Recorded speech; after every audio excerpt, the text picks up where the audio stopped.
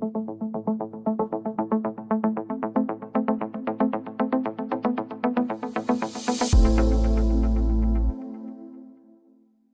bien, bonjour à tous, bienvenue dans la 13e édition d'Epoch Talk.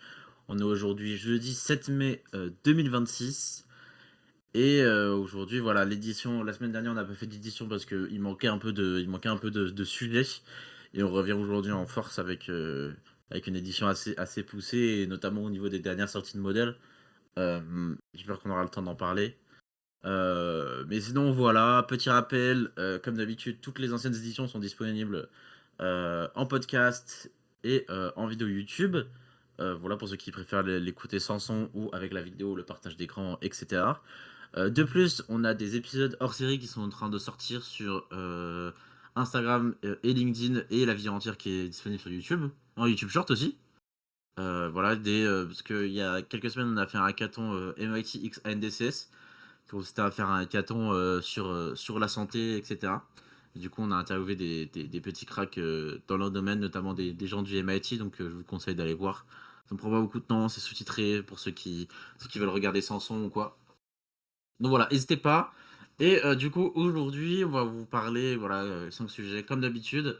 Moi, je vais commencer par l'IA qui commence à être surveillée par le gouvernement et surtout le gouvernement américain. En deuxième partie, je vais parler d'une déclaration qui a été faite par un employé d'NVIDIA, mais est-ce que l'IA coûterait pas plus cher qu'un développeur? Et, ouais, et ensuite, moi, je vais enchaîner avec deux petits sujets. En fait, je vais vouloir vous parler d'une sortie récente qui a été faite par Framework, et je vais vous expliquer pourquoi est-ce que je trouve ça intéressant. Et ensuite, on va revenir sur un sujet qui devient classique au final sur l'Epoch Talk, GitHub, en fait, qui speedrun sa propre fin. Ça arrive, hein, c'est de plus en plus vrai en ce moment, malheureusement. Et puis ensuite, on va avoir le temps de parler de dernières sorties de modèles intéressantes qui se sont passées du coup sur les 2 dernières semaines. Aussi, si vous avez des questions, des choses à dire, des remarques, n'hésitez pas à les mettre dans le chat ou alors à lever la main, on vous donnera la parole et puis on va pouvoir commencer. Milo, je vais te donner la parole, je vais partager ton écran et puis on va démarrer avec ton premier sujet. Ok, alors, là je vais parler en effet une édition qui est très centrée IA pendant que Laurent va faire ses petits trucs de son côté. Mais voilà, il y avait deux nouvelles choses qui se sont ajoutées dans le point de vue c'est-à-dire dans l'environnement de l'IA. Le premier, c'est quelque chose qui est sorti hier, qui était en gros. Depuis peu, il y a quelque chose qui s'est créé aux États-Unis qui s'appelle le CESI, qui est un centre pour les standards, euh, un Center for AI Standards and Innovation, donc un centre pour les standards d'IA et pour l'innovation. Et voilà, ça a été créé aux États-Unis. Les partenariats sont déjà faits avec au début Anthropic et OpenAI, si je ne m'abuse, au tout début.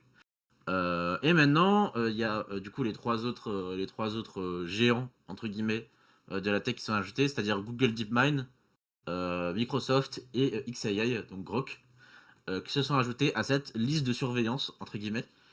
Alors en gros, c'est quoi le but de saisie? C'est qu'en gros, ils aient accès aux modèles qui sont pas encore sortis, type Claude Mythos, et qui testent s'il n'y a pas ça peut pas ça peut pas faire du mal au gouvernement américain et globalement au métier, on va dire. Euh, donc voilà. Par exemple, afin de tester la vulnérabilité du modèle non commercialisé et s'il n'y a pas de problème si ça peut pas faire des cyberattaques au gouvernement américain, etc. Voilà, les risques que le modèle avancé puisse être utilisé pour lancer des cyberattaques contre les infrastructures américaines. Euh, voilà. Sauf que le problème, c'est que ça se concentre que aux États-Unis et qu'ils se concentrent pas forcément sur au monde entier. Et comme on voit aujourd'hui, voilà, il y avait Claude Mythos. Ils ont envoyé ça pour tester GPT 5.5 Cyber, qui est pareil, quelque chose qui permet de protéger quelque chose dans une IA dans la défense, une mission défensive en matière de cybersécurité. Microsoft MSTO, juste l'action de Microsoft, mais bref, va collaborer avec des scientifiques pour créer des ensembles de données et des flux de travail partagés. Voilà, c'est peut-être un peu, pour l'instant, c'est peut-être un peu flou parce qu'on n'a pas encore entendu de gros projets qui allaient sortir, type Claude Mythos. Et ensuite, pareil, Google DeepMind qui est bah, la branche de recherche de l'IA. Et puis, euh, et puis aussi, XAI, pareil, n'a pas immédiatement répondu à la demande de l'intervieweur. Mais bref, tout ça pour dire que en gros, il y a un centre quelque part aux États-Unis, plus particulièrement à Washington, qui est là et qui juste teste tous les modèles d'IA les plus dangereux, mais aussi les plus efficaces, dans leur petite chambre, enfin dans leur petit labo à Washington. Euh, euh, alors, donc ça soulève plusieurs interrogations, en tout cas de ma part. C'est comment est-ce qu'ils testent, comment ça se passe à l'intérieur. Alors j'ai cherché un peu, j'ai pas trouvé, sachant que le site de la saisie est, voilà, est rustique, on va dire. Euh, il parle des piliers stratégiques. Alors j'imagine qu'il lance des benchmarks, etc. Il y a beaucoup de liens, ça part un peu dans tous les sens ce site.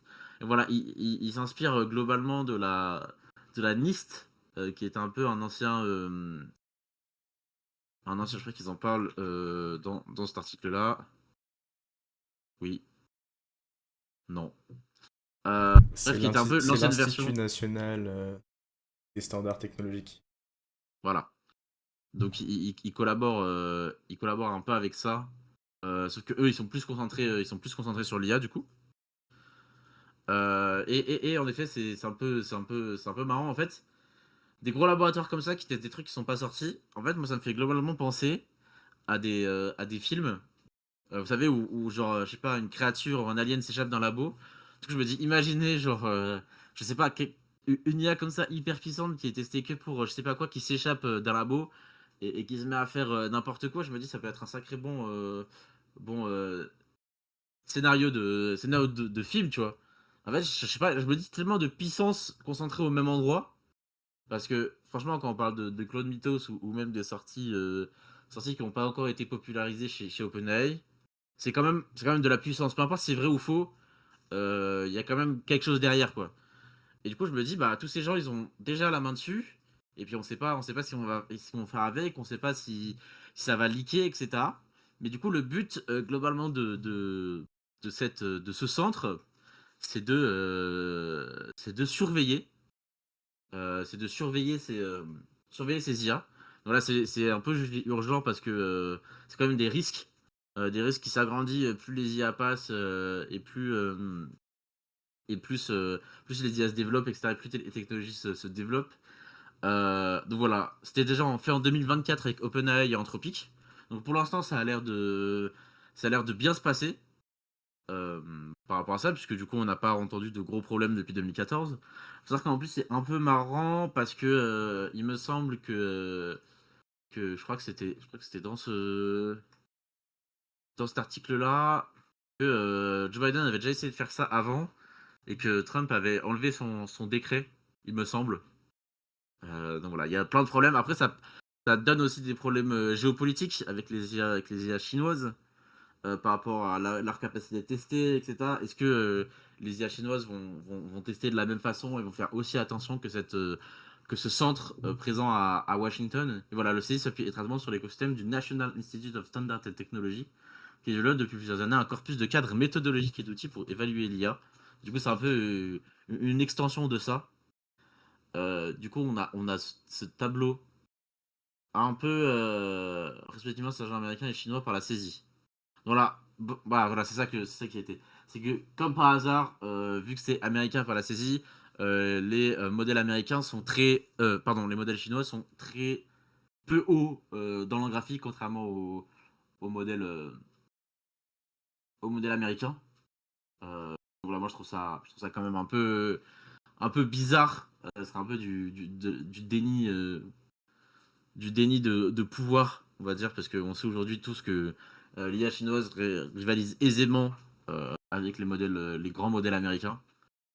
Euh, et donc voilà, donc ça c'était intéressant parce que du coup, ça amène que bah, en fait, l'IA elle passe vraiment dans un autre domaine, vraiment dans un domaine de protection. C'est-à-dire que voilà, on a compris, on s'est amusé avec, et maintenant ça devient vraiment sérieux, parce qu'il y a notamment, enfin ça peut créer comme on a dit, des problèmes de guerre, on va dire de cyberguerre, voilà, avec des attaques de cybersécurité, etc. Enfin, ça s'est déjà vu, ça s'est déjà vu, comment dire? C'est déjà vu d'un pays à l'autre, hein, c'est pas quelque chose de nouveau, les cyberguerres. J'en ai pas forcément parlé dans mon édition spéciale pour les pendant le sur la géopolitique, mais ça s'est déjà fait, hein, des pays qui coupaient, qui plongeaient des villes dans le noir, ou des pays qui coupaient des pays l'accès à internet, et cetera. Et du coup, bah, là, ici, on voit que c'est, autant régulé que, je sais pas, la production, d'armes ou des choses comme ça.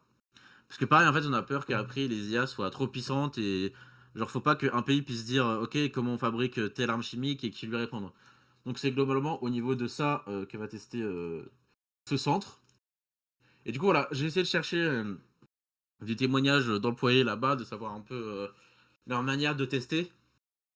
Mais j'imagine qu'en effet, c'est purement du benchmarking, hem, du benchmarking et puis voilà. Mais dans ce cas-là, enfin, tout le monde aurait pu le faire. Pourquoi regrouper ça? Après, en effet, ici, d'une création d'un décret d'un groupe de travail réunissant des cadres de la tech et des responsables gouvernementaux pour superviser les nouveaux modèles. C'est-à-dire qu'il y aura un peu une conférence, un type le G7 ou des choses comme ça pour, justement surveiller ces IA, tellement on sait que ça devient puissant. Donc voilà, c'est un peu marrant. J'imagine que, peut-être pas vous, mais certaines personnes peuvent entendre ça en mode: «Ah ouais, ça va devenir, super dangereux, machin», voilà, là, ici, c'est la liste de tout ce qu'ils ont découvert, jusqu'à présent sur les IA. Donc voilà, les vulnérabilités de son agent ChatGPT qui ont fait permettre à des acteurs sophistiqués de contourner les mesures de cybersécurité d'OpenAI. Voilà, ils ont quand même, enfin, ils pèsent un peu, ils ont quand même réussi des trucs, ce labo, même si on n'est pas forcément très au courant. Mais ils ont fait pas mal de choses, pour OpenAI et pour, Anthropic, puisque je rappelle qu'ils sont là depuis 2024. Pareil, je sais pas si je peux, je sais pas s'il y a des employés qui existent dans le monde, même sur LinkedIn ou quoi. Ouais, c'est un truc, ah si, ils mettent si jamais, voilà, vous voulez faire embaucher, si jamais vous faites de la cyber et que vous voulez vous faire embaucher à la saisie, vous pouvez. Ce qui est marrant, c'est qu'ils cherchent aussi des gens en chemical et en bio, heu, donc c'est assez intéressant. Voilà, ils cherchent vraiment de tout, pareil partnership, et cetera. Donc ils veulent vraiment, développer ça et faire attention à toute cette IA qui commence à déborder un peu de n'importe où. Voilà, c'était un petit sujet rapide, pour parler de ça, parce que c'est quand même important, parce que comme j'ai dit, ça fait passer un peu l'IA dans une nouvelle dimension, et dans de nouvelles choses, quelque chose de vraiment protégé, quelque chose de vraiment cadré. Donc ça m'étonnerait qu'on revoie des choses type, Grok, ce qui s'est passé à l'époque, sur Twitter, heu, au niveau des deepfakes ou des choses comme ça, après ce passage avec la saisie, sachant que ça me choque un peu que Elon Musk, avec XAI, fasse confiance au gouvernement américain pour passer ses compétences, sa technologie. Ça me fait bien rire, sachant tout ce qu'il a dit et tout ce qu'il fait, vraiment à contresens de tout ce que les autres grandes entreprises américaines font. Donc voilà, petit sujet assez rapide parce que comme on a dit en prélude, là on était en hackathon hier avec Laurent, on est un peu fatigué, on n'a pas trop eu, 10 000 heures de recherche. Mais voilà, c'est quand même quelque chose d'intéressant, je trouve. Du coup, voilà, l'IA passe dans une nouvelle dimension. Et en parlant d'IA, on va continuer avec ça. On va un peu, rebondir, sur globalement tout ce qu'on a, heu, déjà dit dans, Sepoc Talk. Sachant que le patron actuel de Nvidia, pardon, a dit que l'IA crée un nombre, énorme d'emplois. Donc voilà, donc rassurez-vous, vous pouvez souffler, voilà, on va toujours trouver des solutions, à cette IA. Nous ne serons pas au chômage. Voilà, il a dit que, heu, l'explosion de la demande de l'IA, elle pousse des secteurs des nouvelles technologies à investir, et cetera, à faire plus de monde. Mais malheureusement, bon, il parle pas souvent de développeurs dans son comment dire? Dans son speech. Il parle plutôt des industries. Voilà, des usines semi-conducteurs, des usines d'ordinateurs, etc. Donc on est toujours un peu cooked malheureusement. Franchement, j'ai toujours pas trouvé de solution à ça. On va finir tous au chômage. Euh, voilà, il dit aussi que ça amène aussi comment dire, des emplois aux côtés dans l'écologie, dans le développement durable. Je trouve ça un peu marrant, hein, sachant que on connaît tous ce que l'IA fait à la nature, à l'eau, etc. Tout ce qui est stress hydrique, chaleur, bref, fonte des glaces. Je vais pas rentrer là-dedans, mais je trouve ça un peu marrant qu'ils disent ça. Voilà, c'est pas forcément ça le grand débat. Mais voilà, juste ça me faisait marrer qu'ils disent ça et que ça rassure un peu de gens. Par contre, ce qui est un peu plus marrant, c'est ce qu'a dit le Nvidia Executive, qui a dit qu'aujourd'hui, à Nvidia, l'IA, ça coûtait plus que les salaires des team members. Euh, alors, sachant que je pense pas qu'à Nvidia, ils soient payés le SMIC. Donc j'imagine que ils sont pas bien payés et que ça doit coûter très très cher. Et en effet, on voit qu'aujourd'hui, il y a plusieurs business qui ont des grandes factures après un usage assez lourd de l'IA. Et il y a d'autres exemples qui se sont montrés. Donc ça vient un peu de pair avec la dernière édition, où on dit que bah, notamment Anthropic et Gemini allaient grossir leurs coûts. Et en fait, on voit que c'est pas la même chose, parce qu'en fait, un développeur, par exemple, il a un salaire fixe. Euh, il a un salaire fixe, alors qu'aujourd'hui, ça se paye en token, une IA. C'est-à-dire que chaque ligne de code, entre guillemets, chaque ligne de code, ça se payera en token, alors que le développeur peut faire des lignes de code infinies, il sera toujours payé de la même façon. Donc voilà, ici on voit que le coût de calcul dépasse largement celui des employés. Donc voilà, Brian Cantarazo, donc c'est lui le Nvidia Executive. Voilà, contrairement au salaire fixe, chaque requête adressée à un agent génère une dépense variable. Et par exemple chez Uber, ils ont actuellement, donc en mai 2026, épuisé l'enveloppe IA 2026 qu'ils avaient définie en début d'année, donc qu'ils avaient budgétisé, parce que il y a eu une trop grosse cause d'usage intensif de Cloud Code. Voilà, c'est un peu marrant. D'ailleurs, aussi Meta a intégré le niveau d'utilisation de l'IA dans les évaluations de performance, et du coup, bah, ça fait exploser la consommation de tokens. Euh, donc c'est un peu marrant en vrai, parce qu'aujourd'hui, enfin, c'est aussi un peu tout ce fait de, euh, de virer pour recruter de l'IA, remplacer les développeurs par de l'IA. Mais tu vois, au final, ils se rendent compte que c'est un peu moins performant. Plus, ils se rendent compte que c'est plus cher que ça en a l'air. Euh, donc là, est-ce que la question, c'est voir jusqu'où les grandes entreprises comme ça vont pousser ça? Est-ce qu'ils vont vraiment pousser à fond? Et puis un jour, ça sera un point de nos retours et ça va être compliqué pour eux. Parce que là, quand on voit que Uber, bah, j'imagine en mai 2026, ils ont pris leur enveloppe, sans que les IA vont de plus en plus se développer et de plus en plus coûter cher. Ah, comment ça va finir en décembre, quoi? Comment ça va finir en décembre? Après, bon, c'est des grosses entreprises, j'ai pas forcément peur pour eux, on va dire. Mais il y a aussi un problème de token maxing.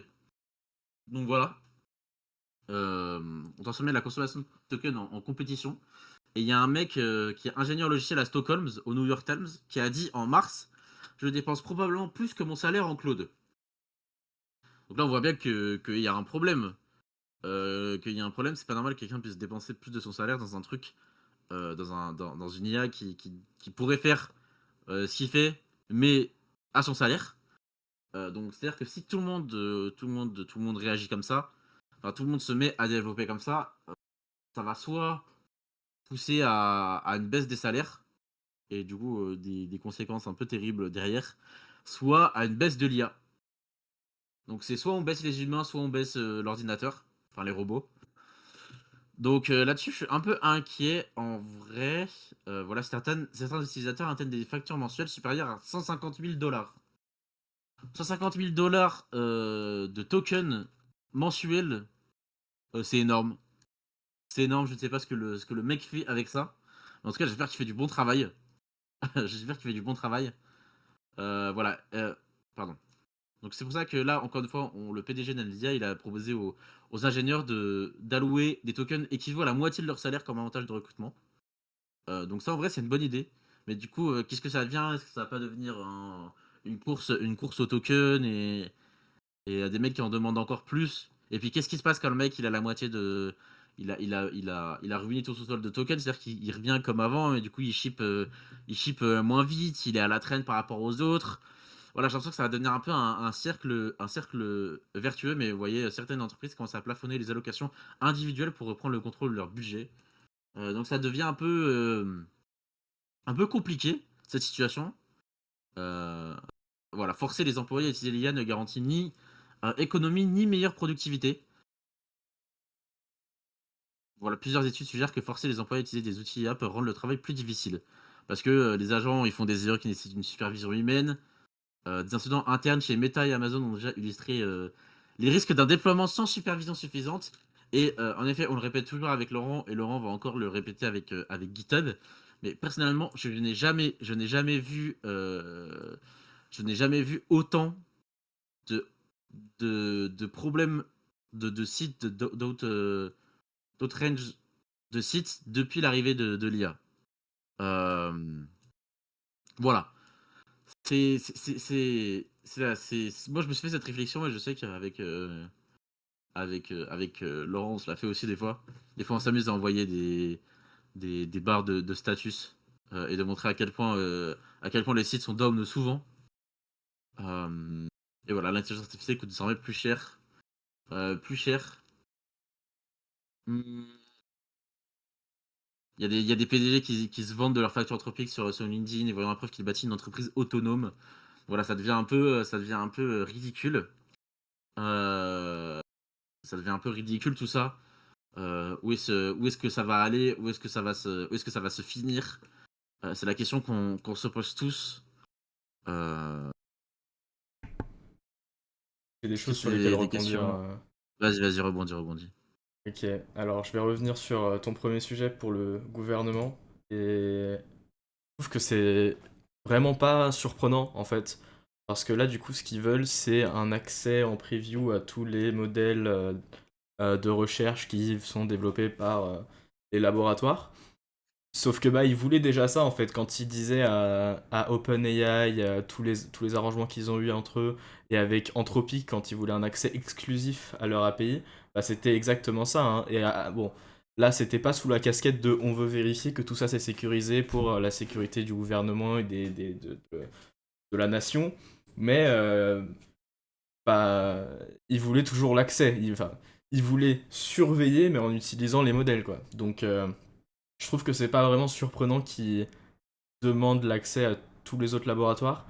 Maintenant, j'ai une question pour toi. Est-ce que c'était une demande en mode s'il vous plaît ou est-ce qu'ils ont dit ouais, donnez-nous ça, point fin de l'histoire?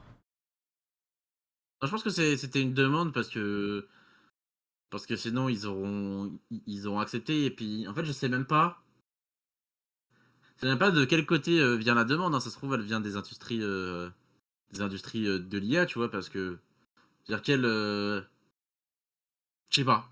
Je sais pas en fait de quel côté ça vient et comment ça a été formulé. Honnêtement, j'ai pas la réponse.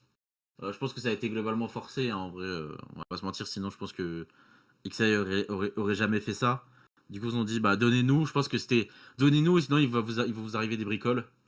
Donc vous allez être interdit par exemple sur le sol américain ou quoi. Mais bon, tu sais, tout ça dans le gouvernement américain, pardon, ça se passe un peu en soum-soum, donc on sait jamais. En soum. Aussi pour le sujet Nvidia, à un moment tu as dit quelque chose qui m'a un peu marqué, c'est que dans le post qui dit qu'il n'y aura pas de chômage lié à l'IA, de ce que monsieur Jensen il a dit, il mentionnait pas les développeurs dans le post. Et je trouve que ça fait un énorme parallèle avec la situation chez Anthropic, parce que je sais pas si vous avez regardé des pitchs, des interviews ou des releases venant d'Anthropic, mais ils ne parlent jamais de développeurs. Dario, j'ai l'impression que sa passion pendant ses... Même quand il présente un produit, il remercie pas les développeurs. Par contre, quand il faut parler de rechercheurs, alors là, il est derrière. Et du coup, bah, quand je fais le parallèle entre Dario, CEO d'Anthropic, qui aussi a l'air de ne pas s'intéresser aux développeurs et que Jensen, bah, apparemment, il s'en fout aussi, bah voilà. Et aussi, quand tu dis que l'IA coûte plus cher du coup que les développeurs. Bah en vrai c'est pas surprenant quand on regarde... Enfin alors, si c'est surprenant, mais quand on regarde la parallèle avec dernier sujet POC Talk, quand je disais que Jensen avait annoncé que si un ingénieur dépensait pas 250 000 dollars de tokens en Ouais, une c'est année, vrai. et ben il serait viré. Euh, je le redis encore, hein, mais 250 000 dollars de tokens, c'est énorme. Donc, bon, je pense que les ingénieurs chez Nvidia sont probablement payés plus que 250 000, mais c'est toujours une énorme somme. Du coup, ça... En tout cas, ça m'étonne pas que le rapport soit aussi énorme. Et ça fait un joli rebond avec ce que Reza a dit dans le chat, comme quoi que est-ce que en fait la question ça va devenir est-ce que les employés sont suffisamment plus productifs avec l'IA pour que ça soit rentable. Et ça, je pense que c'est c'est toute la question en fait, parce que j'ai vu pas mal de posts récemment d'entreprises qui disaient que le gain de productivité effectif était pas aussi substantiel que le coût que ça rajoutait, et en plus avec une perte de qualité, et d'un point de vue sécurité aussi, c'était plus aussi certain qu'avant. Donc il y a vraiment cette question, même si ça tend, enfin l'utilisation d'IA tend toujours à augmenter, hein. C'est pas en descente hein, actuellement, mais voilà, c'est un peu tout ce que j'ai à dire sur ce que tu nous as présenté, Milo. Ouais, voilà, c'était un peu le point sur l'environnement IA actuel. Parce qu'on parle souvent des sorties, etc., mais on parle pas souvent de l'environnement. Euh, avec les designs, ça va être aussi. Ok. Donc voilà. Je pense que moi j'en ai fini pour mes sujets. Voilà, c'était un peu le tour d'horizon. En vrai, je trouve que ça faisait longtemps qu'on n'avait pas parlé d'IA pure et dure depuis qu'on parle plus des sorties de modèles. Du coup, voilà, un petit tour d'environnement de ça et de où ça en est actuellement dans le monde, enfin surtout aux États-Unis. Voilà, voilà. Bah, du coup, moi je vais pouvoir passer à mon premier sujet, qui est du coup Framework. Alors, je pense que la plupart de vous, vous avez entendu parler de cette marque. Du coup, je vais faire un peu un sujet hardware un peu commun dans l'époque Talk, mais voilà. C'est en fait une marque qui fait des laptops initialement, du coup réparables, que tu peux désassembler et remplacer une partie avec des pièces rattachées que tu rachètes. Et bah, du coup, c'est dans l'optique de pouvoir réutiliser des parties, la réparabilité, l'environnement, tout ça, tout ça. Et leur premier laptop, et celui qui était le plus connu, c'était le Framework 13, qui était... bah, il était correct, mais moi je trouvais qu'il y avait beaucoup de problèmes. Je n'aurais pas voulu l'utiliser en tant que laptop personnellement. Mais du coup, récemment, ils ont sorti un nouveau laptop qui, je trouve que c'est assez intéressant ce qu'ils ont fait. Et en fait, ça va directement en concurrence avec ce que fait Apple actuellement. Parce que du coup, c'est le framework laptop 13 Pro qu'ils ont sorti. Et la prompt interne pour la sortie de ce laptop, c'était on veut le MacBook Pro de Linux. Voilà, donc ça c'était leur but. Le but c'était de faire le MacBook Pro de Linux. Et moi ça résonne beaucoup avec moi parce que bah, je préfère Linux à macOS. Personnellement, je trouve que macOS c'est pas la folie, c'est un peu la seule raison qui me fait que je suis vraiment réticent à utiliser un Mac. Mais du coup, bah, c'est assez intéressant ce qu'ils ont fait ici. Maintenant, on peut toujours se dire oui, mais en termes de performance, ça ressemble à quoi? Parce que bah, Apple, avec Apple Silicon et les nouveaux puces M, machin là, bah, ils sont quand même pas mal, on va pas se mentir. Ça fait tourner des cycles CPU, ces trucs, hein. Et du coup, bah, ça va aussi main en main pardon, avec une nouvelle release de Intel qui sont les chips Ultra série 3. Et pour le coup, bon, ça se compare toujours pas vraiment à, euh, à ce que fait Apple actuellement, mais en tout cas, ça s'y rapproche. Et c'est vrai qu'on pouvait se poser la question récemment, ces dernières années, de est-ce que bah, les autres providers de chips étaient en train d'essayer de faire quoi que ce soit pour effacer le monopole de Apple. Et bah la réponse jusque là c'était bah j'ai pas vraiment l'impression, hein, parce que ça bouge pas trop.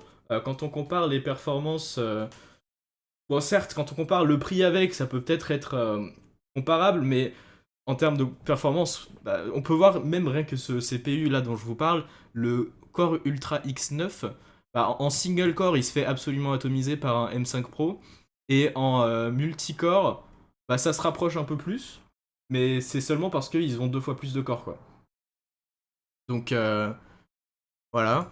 Maintenant, quelque chose qui est vraiment très intéressant pour le coup, c'est le choix qu'ils ont fait de mémoire. Et là, c'est un standard qu'on ne voit presque pas actuellement et qui va, je pense, bien décoller dans le futur quand on pourra vraiment acheter de la RAM MDR. Et bah, du coup, c'est pas de la DDR5 comme on la connaît, c'est de la LPCAMM2, qui est un autre standard qui a des vitesses de transfert de bandwidth bien plus hautes que de la RAM classique. Donc pour le coup, ça c'est un vrai bénéfice si vous voulez faire tourner des modèles sur votre machine localement. Parce que du coup, vous allez totalement bénéficier de cette vitesse supérieure. Maintenant, il faut noter que bon, c'est pas l'idéal parce que le mieux c'est quand même de la VRAM. Ce sera pas non plus très rapide, mais en tout cas, ce sera mieux que de la RAM classique. Et bon, certes, c'est un pas dans le bon sens, mais quand on compare ça à ce que propose Apple, bah, c'est toujours un petit peu en dessous de la barre, je dirais. Parce que quand on compare cette LPCAMM 2, par exemple, aux vitesses de la mémoire unifiée de Apple, bah, c'est toujours bien plus lent hein, quand on veut tourner. Quand on veut faire de l'inférence, pardon, mon casque était en train de me parler. Quand on veut faire de l'inférence sur notre laptop, bah, comparativement, d'un point de vue purement spec, le framework va quand même être plus lent qu'un MacBook parce que la mémoire unifiée est actuellement est partagée avec le GPU des chips Apple et du coup la vitesse est bien plus rapide. En termes de bandwidth, on parle de 3 fois plus de 100 Go par seconde avec la LPCAMM2 jusqu'à 300 Go avec la mémoire unifiée Apple. Surtout que oui, Reza a raison, Apple vient de sortir le Mac Neo. Bon, je comptais pas en parler de base, mais le Mac Neo qui était vraiment très intéressant, on en avait parlé je crois, dans une édition précédente. Donc c'est le fameux Mac pas cher avec un chipset de téléphone actuellement dedans. Et du coup, ça c'était un très beau coup pour bah, notamment les étudiants ou les personnes qui n'ont pas vraiment besoin de dépenser 1000 balles pour un PC. Bah, ils prennent un PC à, je crois que c'est 700 € et 600 $. Ouais, je crois que la version européenne est quand même bien plus chère, donc à voir si c'est rentable toujours, mais en tout cas la version, la version aux États-Unis fait actuellement beaucoup de bruit, je le sais. Mais du coup voilà, Intel tend à s'améliorer, donc bonne nouvelle sur ce point de vue. La release de ce framework 13 Pro, je trouve ça vraiment très intéressant, parce que c'est un MacBook Pro pour Linux, c'est basiquement ce que je recherche personnellement, donc ça résonne beaucoup avec mes intérêts. Et un truc dont je voulais parler, et alors là, ça va être le moment où je vais sortir mon chapeau et je vais vous dire, je vous l'avais dit, parce que quand on regarde les ventes de framework, on se rend compte que actuellement, les ventes, enfin, ils vendent plus de laptops Ubuntu que de laptops Windows. Alors là, vous allez me dire oui, mais c'est parce que c'est fait pour. Mais je vais aller plus loin parce que bah, on sait que actuellement Windows, Microsoft, bah, ils sont un peu sous le feu et que bah, y a de moins en moins d'intérêt pour les gens d'acheter du Windows, d'utiliser du Windows. Donc le fait pour moi, cet indicateur que Ubuntu est le plus acheté quand les gens ont le choix entre Windows 11 et Ubuntu, c'est un assez bon indicateur que Linux, pour le desktop, pour le grand public, va dans le bon chemin. Et ça me fait franchement plaisir. Gros parallèle avec les dernières éditions où j'avais dit que cette année-là, c'était l'année du desktop Linux. Et bah, ça me fait plaisir de voir cette annonce-là. Voilà. C'était... ouais, Reza a raison, c'est quand même une marque de geek. Et du coup, c'est moins surprenant. Euh, mais les ventes disent ça, donc bah, je vais suivre ce que les ventes disent. Lilo, est-ce que tu as quelque chose à dire sur ce sujet? C'était censé être un sujet un Et peu court. Je pense qu'on va passer plus de temps sur les releases de modèles cette. Il est à quel prix, il est vendu à quel prix là? Le framework? Eh bien, j'avais fait les specs tout à l'heure pour une configuration équivalente comparée à un MacBook Pro, c'est environ moins 600 €. Donc un full spec framework, c'est genre 3000 balles. Et un full spec Apple, c'est genre 4000, 5000. OK. Genre le moins cher des frameworks, Le moins cher des frameworks, c'est 2300 actuellement parce que je crois que ouais, il y en a qui sont pas mal, enfin il y en a qui sont hors stock et parce que je le veux moins dire, cher actuellement c'est ça. tu veux un MacBook Pro, normal, M5, tu t'en sors pour 2 000 1 900 € quoi. Ouais. Alors, attends, je vais juste prendre la même spec que je viens de voir actuellement, on va voir la différence de prix.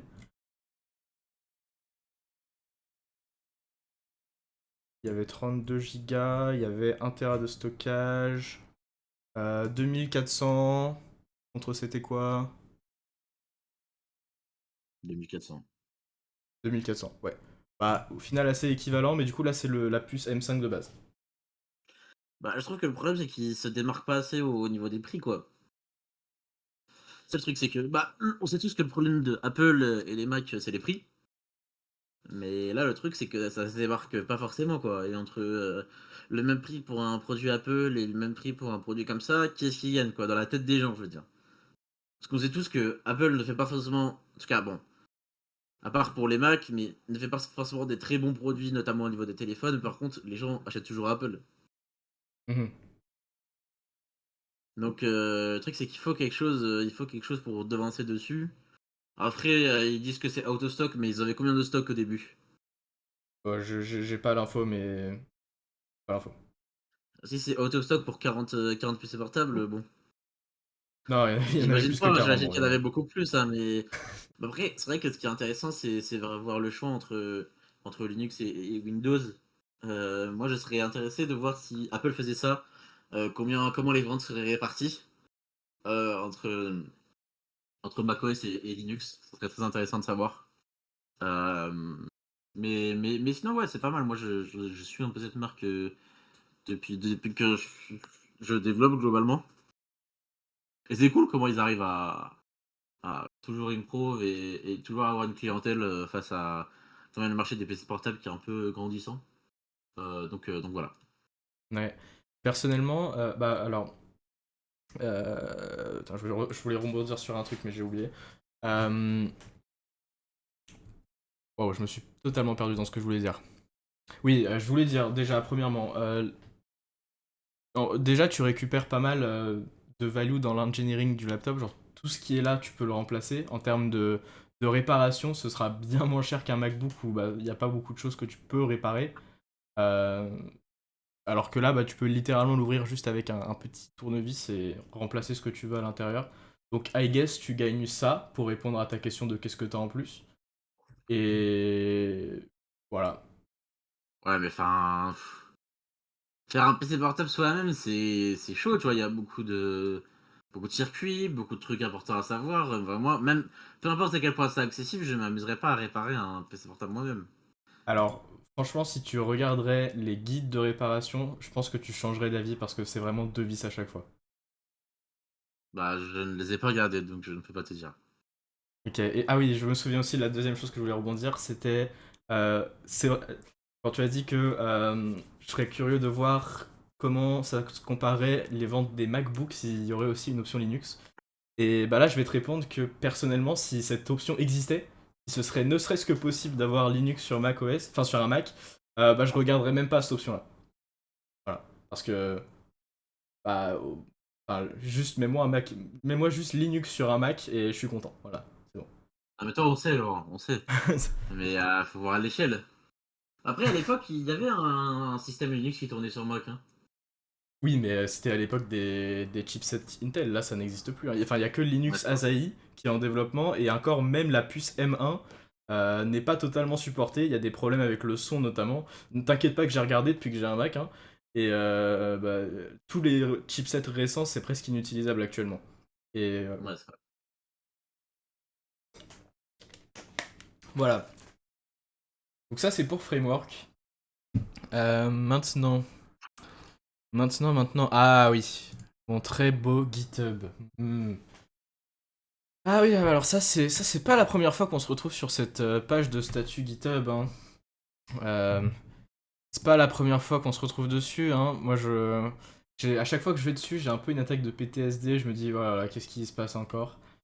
Et bah quand on regarde les uptime sur chacun des services, on se dit oui, bon, c'est pas un uptime incroyable, généralement tu préfères voir du 99,99 et là t'es content. Mais en fait, quand on se rend compte que cet uptime est relativement médiocre sur la plupart de tous ces services, on se dit qu'il y a peut-être un problème quelque part. Et il y a aussi cette page de statut, et là vous allez être un peu surpris quand je vais monter au-dessus. En fait, vous vous dites, mais pourquoi est-ce qu'ils mettent seulement les barres de service par service? Et ben en fait, c'est parce que s'ils faisaient pas ça et qu'ils incluaient tous les outages sur une même barre, ça ressemblerait à ça. 84% d'uptime, 94 incidents en 90 jours. Et là, bah c'est inquiétant quand même, hein. On s'en rend compte, c'est pas très joli. Presque un incident tous les 5 jours, voire même plus. Enfin, du coup, plus d'un incident par jour, mais quand on regarde les écarts, je voulais dire. Du coup, bah, on peut se poser la question de est-ce que GitHub est toujours tout aussi utilisable qu'avant? Et est-ce qu'on peut toujours faire confiance à GitHub? Et moi, je voulais parler de ce qui se passe, de ce qui s'est passé, ne serait-ce qu'en l'espace de 2 semaines. Bon, je vais passer plusieurs détails, mais notamment, je vais parler de 7 incidents, qui d'ailleurs a été noté comme ouais, un incident mineur. Ouais, pas grand-chose, là vous voyez que c'est en jaune, ça veut dire que c'est un incident mineur. Et en fait, c'est un incident qui faisait que bah, tes merge requests que tu faisais sur ta branche main pouvaient overwrite des commits qui existaient déjà sur master, donc supprimer totalement certains commits et du coup des milliers de lignes de code. Ouais, ouais, comme ça, ouais, c'est juste un incident mineur en fait. GitHub ont oublié d'être Git, y a pas de souci. Par contre, alors là, un incident qui eux ont jugé comme majeur, c'était parce que tu ne pouvais pas faire de commentaires sur GitHub pendant 5 heures. Donc, enfin, je fais ça de manière sarcastique parce que je trouve le judging des incidents un peu pourri. Comment ça, est-ce que des commits qui se font supprimer sur la branche master sans alerte sont un incident mineur alors que des commentaires que tu ne pouvais pas mettre sur une pull request c'était un incident majeur? Alors, ouais, je comprends pas trop le parallèle ici. Et du coup, voilà, si vous avez fait des PR entre la période du 23 avril entre 16h et 20h UTC, je vous conseille de regarder votre branche main pour voir s'il n'y a pas des commits qui ont sauté. Euh, et du coup, euh, là je voulais rebondir sur ce tweet-là qui avait été fait par le COO de GitHub, parce que je le trouvais vraiment bah, pas très honnête. Il y avait pas mal de mésinformations et de mettre les informations sous la bonne couleur pour essayer de sugarcoat un peu ce qui s'était passé. Parce que du coup, il arrive, il dit... Pardon. Il arrive et il dit, oui, alors je voulais mettre un peu de clair sur ce qu'il s'est passé hier. En fait, on a eu une petite régression hein, sur la merge queue qui faisait que bah, y a certains commits et squash, rebase qui étaient générés à partir du mauvais commit. Et du coup, ça fait qu'il y a certains changements qui étaient revert sur l'historique de vos branches. Et, alors là, la partie intéressante, 2804 pull requests sur 4 millions merged sur le 23 avril ont été affectés. Et ça c'est très misleading pour moi, parce que là, il te met le nombre de pull requests qui ont été merged sur toute une journée pour un incident qui concernait que 3 heures, même pas, je crois, d'une journée. Donc, là, on compare pas la même chose. Je pense que c'est large. Enfin, ils ont choisi ce nombre-là pour justement minimiser l'impact que ça a eu. Parce que bah, même si, enfin, en fait, je m'en fous de savoir le pourcentage. 2800 pull requests qui ont potentiellement qui ont revert des changements, c'est déjà trop. Déjà, ça n'aurait pas dû arriver. Du coup, bah, qu'est-ce qui s'est passé? Je vais l'expliquer directement sur un joli Excalibro. Euh, En fait, je peux dessiner s'il vous plaît. Voilà. On va partir de. Imaginons que vous avez une jolie branche main et vous avez des commits dessus. C'est magnifique, tout se passe bien. Et là, vous avez une branche en fait qui a été créée sur, disons, ce commit. Donc votre branche, elle va partir là. Vous faites vos changements. Changements, je vais les faire en vert. Donc ça, c'est des nouveaux commits. Vous connaissez. Disons qu'il y en a deux. Voilà, deux magnifiques commits. Ce qui est censé se passer quand vous ajoutez votre merge request sur le merge train, c'est que vos commits sont censés être rajoutés du coup à la head sur le type de la branche master. Ce qui est censé se passer, c'est le suivant, vos commits sont censés apparaître juste ici. Bon, vous avez capté. Et ben en fait, ce qui s'est passé, c'est qu'au lieu de faire ça, et ben en fait, ils ont juste supprimé l'historique et ils ont juste rebase de cette manière-là. Donc, en fait, ces commits-là ont remplacé, sont arrivés juste là. Et du coup, la branche main, elle a fait comme ceci. Ça, c'est devenu la branche main. Et du coup, ces trois commits dans cet exemple-là, bah, ils ont sauté. C'est basiquement ce qui s'est passé. Donc là, j'ai plusieurs questions. Comment est-ce que d'un point de vue technique, ça peut se passer? Parce que Git, normalement, il te laisse pas faire ça, hein. Il va te gueuler dessus, il va dire tu es en train d'essayer de réécrire l'histoire, je vais pas te laisser faire ça. Et du coup, je me dis, mais en fait, est-ce que ils font des force push quand ils font ça? Parce que le seul moyen de faire ça, c'est avec des force push. Est-ce que ça veut dire à travers chaque merge request que tu fais, il y a un force push? Est-ce que ce que tu merges est vraiment ce que tu vois arriver sur master? Enfin bref, beaucoup de questions. Et pour moi, c'est un peu mystique. Milo qui envoie un mème avec AI dans le channel. Et oui, je pense que c'est l'IA qui a écrit cette logique parce que ça. Ça devait être codé. Ça devait être codé. C'est ça de codé en effet, en effet, hein. Et du coup, ça c'est un incident, ouais, bon, apparemment c'est un incident mineur, du coup, voilà. Aussi, absolument totalement dans cette idée-là, le 27, il y a eu un incident qui disait que tu ne pouvais pas avoir de merge request. Personnellement, je l'ai su parce que je suis allé sur une repo open source à POC et je pouvais juste voir les pull requests et bah, je n'arrivais pas à voir mes pull requests, elles ne chargeaient pas, c'était loading infini, donc fun fact.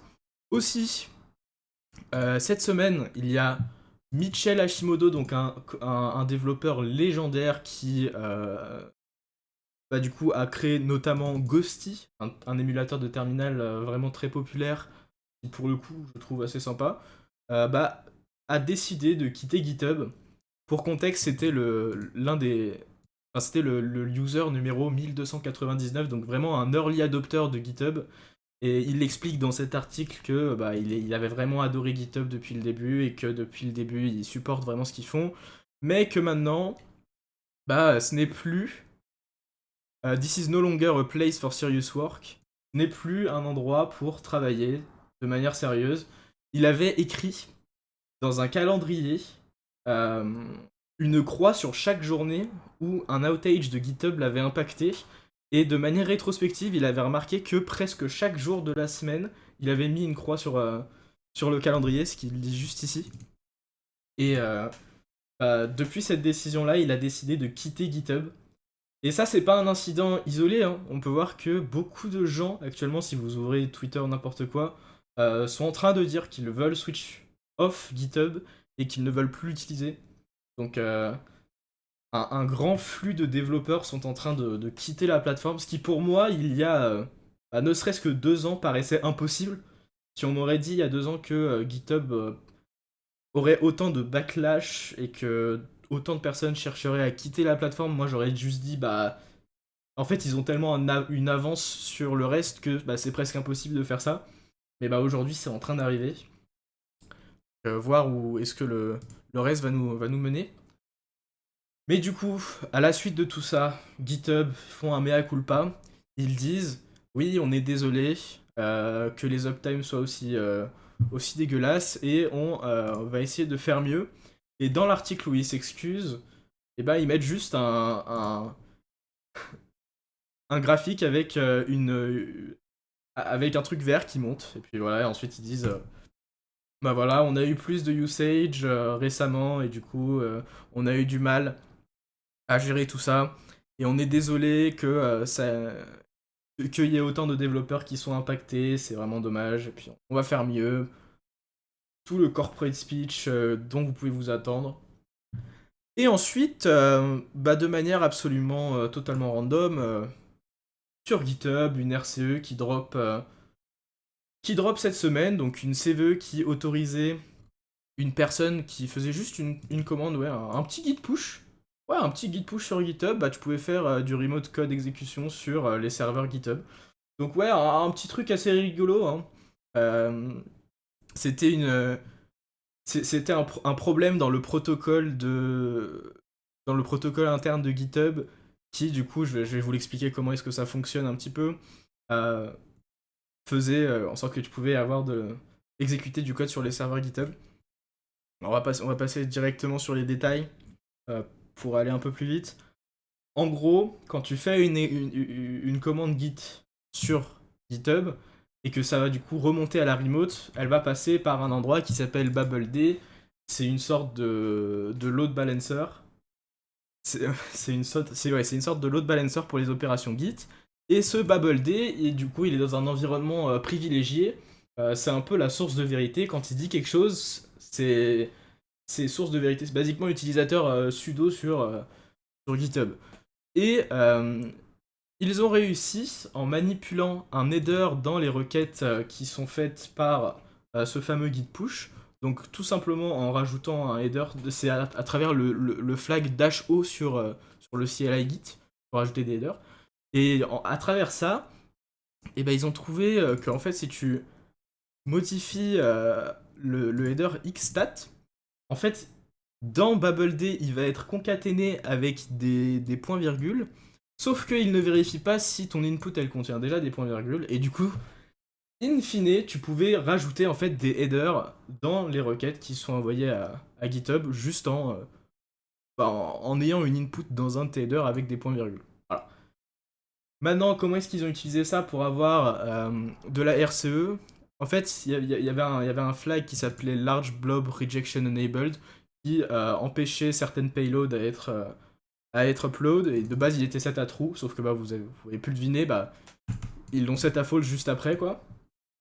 Et en faisant ça, ils pouvaient du coup utiliser quelque chose qui s'appelait les pre-commit hooks, et en faisant ça, ils pouvaient exécuter du code arbitrairement sur GitHub. Version très TLDR, version très rapide de ce qui s'est passé. Et donc ça a été sur GHES, donc c'est GitHub Enterprise. Ouais, c'est GitHub Enterprise, donc c'est basiquement une version que tu peux self-hoster dans ton entreprise pour avoir un serveur GitHub, donc c'est pas github.com quoi. Et donc ça c'était la POC qu'ils ont fait qui fonctionnait. Et ensuite ils se sont dit comment est-ce qu'on va faire pour que cet exploit qui fonctionne aussi sur github.com, donc sur absolument toutes les repos. Et en fait ils ont trouvé que en mettant un certain header, tu pouvais faire fonctionner les pre-commit hooks de la même manière que sur GitHub Entreprise.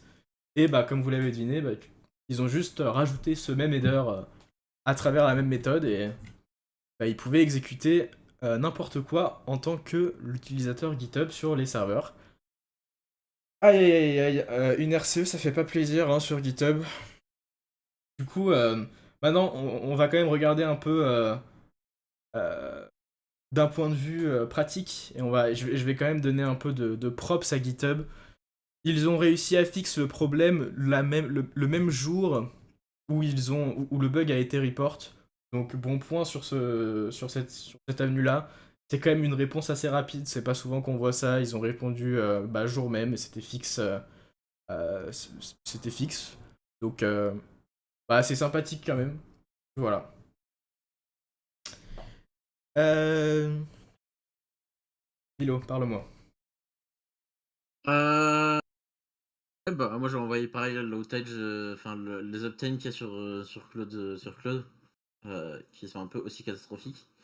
Maintenant la question que je me pose c'est si on veut plus utiliser GitHub, enfin si on voudrait s'échapper de GitHub, qu'est-ce qu'on utilise à part l'affreux, horrible GitLab? En vrai, il y a des choses qui vont pas avec GitLab, mais je trouve pas qu'il soit affreux non plus, tu vois. C'est affreux. Ok. Ça marche, ça marche. Mais oui, c'est vrai que il y a pas vraiment. Enfin, il y en a, hein. Il y a genre Bitbucket, il y a Codeberg, il y a. Bitbucket. Ouah, ça faisait 3 ans que j'avais pas entendu ce nom. Je suis sûr que si tu cherches, tu peux trouver une plateforme qui host tes repos GitHub, mais enfin tes repos Git, pardon. Euh, oui, amalgame entre Git et GitHub, hein, très commun. Mais du coup, c'est vrai que la transition va être compliquée, mais j'ai l'impression que ça va être nécessaire. Je sais pas toi, je sais que tu utilises GitHub au travail. Je sais pas si tu vois beaucoup de problèmes sur la plateforme et que ça t'impacte de temps en temps. Ah, en vrai, non. Parce que je sais pas. Enfin, j'ai l'impression que souvent la majorité des outages, surtout sur la journée américaine, tu vois. Vu Ouais, que c'est vrai. si jamais il se passe des problèmes de sécurité ou quoi, bah, c'est souvent sur des heures américaines. Et du coup, souvent européennes, on n'est pas trop, bah, comment dire, Impacté. on n'est pas trop impacté, voilà. Et personnellement, moi, GitHub, enfin, ça a toujours marché. Jamais eu toutes ces outages, etc. Après, l'outage sur le merge qui mergeait pas les bons trucs au bon endroit, c'est hilarant, hein. C'est dingue, hein. Parce que j'imagine, enfin, vu l'âge qu'a GitHub, j'imagine que ce genre de truc c'est jamais arrivé. Et pile à ce moment-là, bizarrement, quand il y a l'IA, ça se met à avoir des problèmes de ouf comme ça. Et enfin, surtout que c'est hyper dangereux, quoi. Parce que vu que du coup ils écrasent les commits, bah, les commits sont perdus. Ouais. Bah, c'est hyper. Enfin, En pour une théo- en- entreprise, je pense que ça peut envoyer des petits portages de plainte, hein. Ouais, hein, bah, en théorie, le commit n'est pas perdu s'il était sur une autre branche, mais enfin, le GitHub ne va pas te dire quel commit a été supprimé, donc il y a littéralement des ingénieurs qui ont passé leur après-midi en traversant l'historique Git, à savoir exactement ce qui avait été revert de manière totalement inintentionnelle, genre. C'est dingue. Juste parce que quelqu'un a cliqué merge sur une pull request et que ça a supprimé 3 commits, quoi. Euh, C'est dingue. Surtout que, ouais, bah, en fait, le problème avec GitLab et Gitbucket, etc., parce qu'en fait, les interfaces sont trop compliquées. En fait, l'intérêt de GitHub, c'est que c'est simple ouais, à prendre en main. Je trouve que ça manque d'un truc un peu épuré, etc., pour ça. Bref, ouais. à voir dans le futur. Mais du coup, est-ce que le mec qui a fait Ghost City il a dit sur quoi il allait passer? Non, il a dit qu'il allait chercher et que c'était en cours de recherche et qu'il regardait soit des options gratuites, soit des options entreprises, solutions Ok, payantes. ok, ok. Voilà. Et d'ailleurs, fun fact, quand il avait écrit l'article, il disait que pendant 2 heures, il n'était pas possible de review des pull requests et c'est pour ça qu'il avait décidé d'écrire l'article. Ça, c'est dingue aussi. C'est vraiment dingue de fou, genre.